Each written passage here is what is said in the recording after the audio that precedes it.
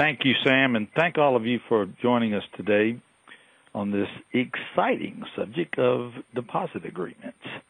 I am Paul Karuba. I'm a partner in the law firm of Adams and Reese, and you can read the rest of that information whenever you like. I have to give my disclaimer up front.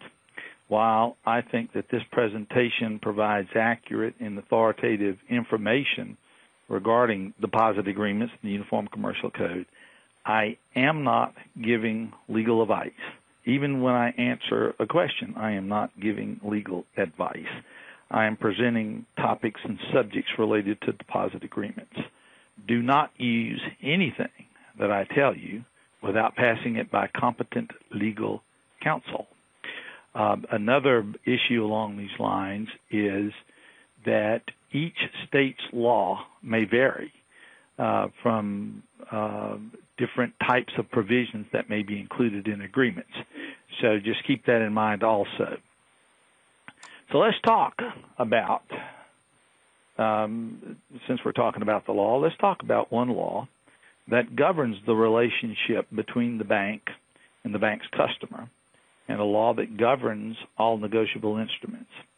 The Uniform Commercial Code is a state law.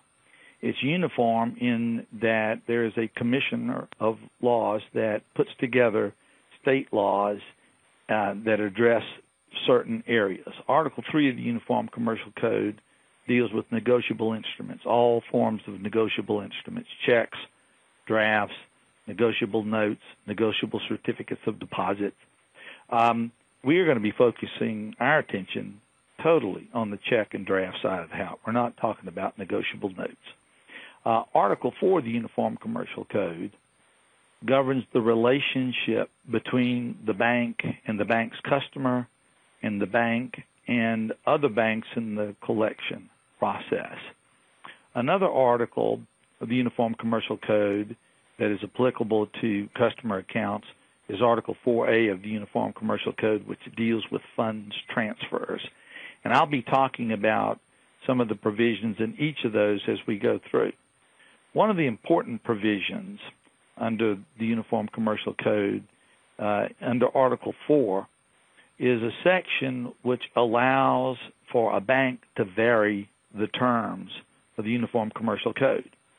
The articles in, the provisions of Article 4 can be varied by agreement between the bank and its customer and the bank and other collecting banks.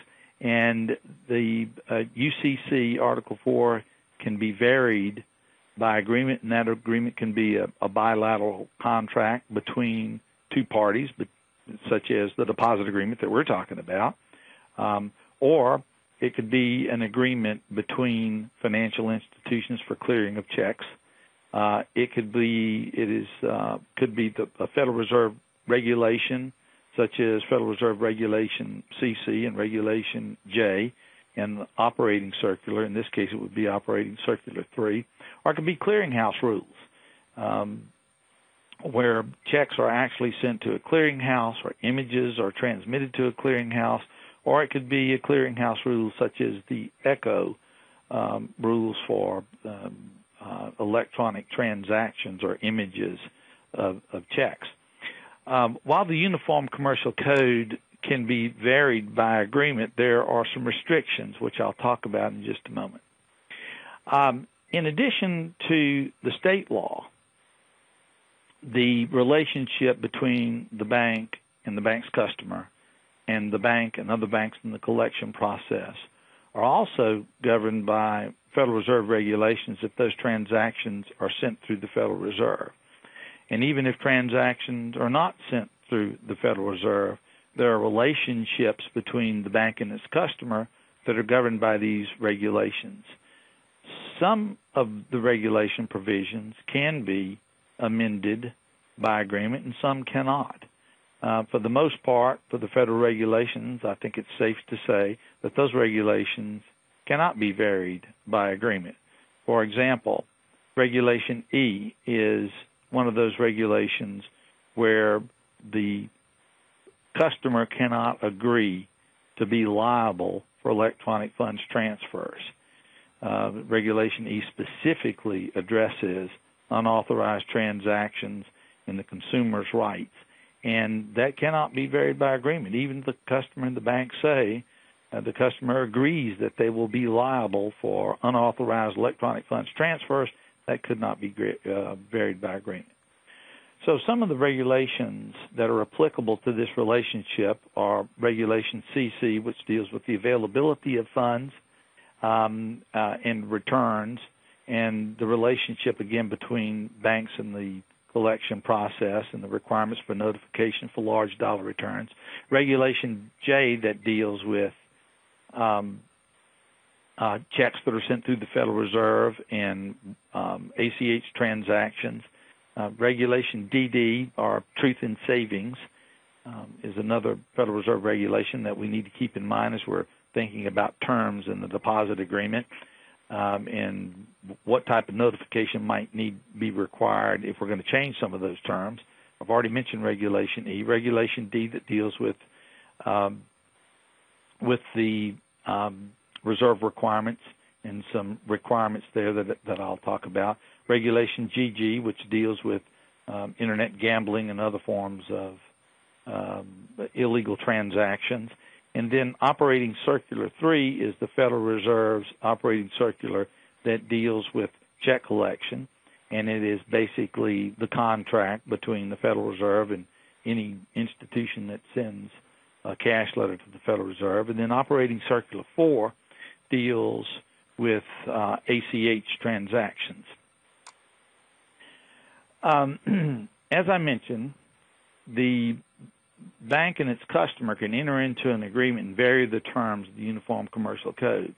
However, one of the things that a bank cannot contract away is its obligation to exercise ordinary care and good faith. Were it not for that, I think an agreement between a bank and a customer could be real simple. It could be like one sentence, and that sentence could say, but the sentence between the bank and the customer would say that the bank is not liable for anything and that the customer is liable for everything. Be pure and simple, where the customer agrees to that. But under the Uniform Commercial Code, a bank cannot contract away its obligation there. So therefore, the bank is required to exercise ordinary care and required to handle transactions in good faith. And those terms are defined under the Uniform Commercial Code. I'm not going to specifically define ordinary care, but basically there is a definition of the Uniform Commercial Code that defines ordinary care. And one of the provisions as part of that ordinary care definition goes to the issue as to whether or not a bank has an obligation to examine items. And in that definition of ordinary care, and I'm paraphrasing, it basically states that the failure of the bank to examine an item that is processed in an automated fashion for collection or for payment, it is not a failure of the bank to exercise ordinary care if the bank does not examine that item. So if an item is taken for deposit through an ATM, which I think would be an automated process, or if it were taken through remote deposit capture, then I would think that this section would be applicable and there would be no obligation on the part of the bank to examine that transaction, as long as it's not contrary to the bank's own procedures and it's not contrary to reasonable commercial standards in the banking industry, which I'll talk a little bit more about. Another example would be on the payment side. It's my experience that almost all financial institutions process checks that are presented for payment in an automated fashion, and banks no longer are filing individual checks into individual files and examining every check that comes through. That this whole process is conducted in an automated fashion, so the failure of the bank to examine items would not be a failure to exercise ordinary care. There is a definition of good faith that's applicable to Article 3 and to Article 4, and basically that definition is, and this again can vary by state. In fact, I know of one state that has a